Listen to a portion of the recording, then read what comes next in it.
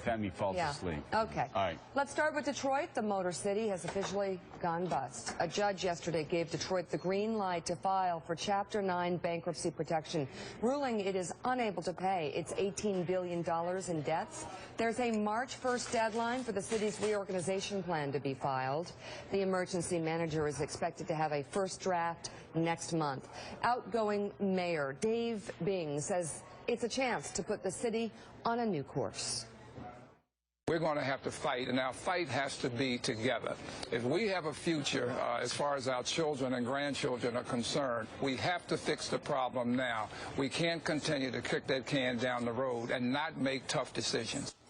Those tough decisions include the city's pensions. The judge ruled billions of dollars in pensions could be cut, even though Michigan's constitution prohibits cuts to pensions. The city's largest employee union has already filed an appeal. The ruling could have implications across the country for retirees already struggling to make ends meet. We had a dream that if you worked long and you did the right thing, that you would end up being able to live comfortably. What he's done now, I don't even know how I'm going to exist after January.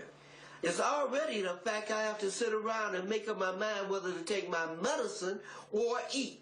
What do they want me to do now?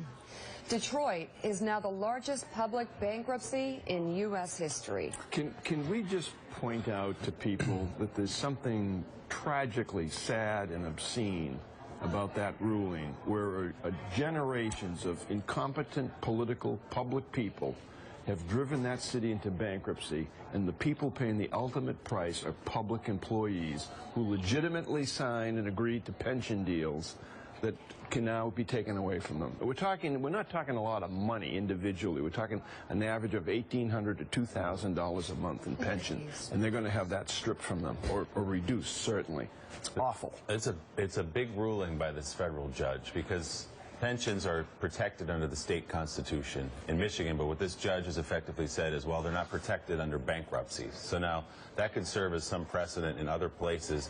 And as Mike said, if you become a cop or a firefighter or a sanitation worker, you enter into a deal, and it's an often dangerous job, with an understanding that you'll be taken care of on the back end.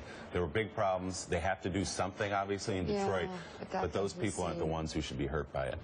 Speaking of pensions,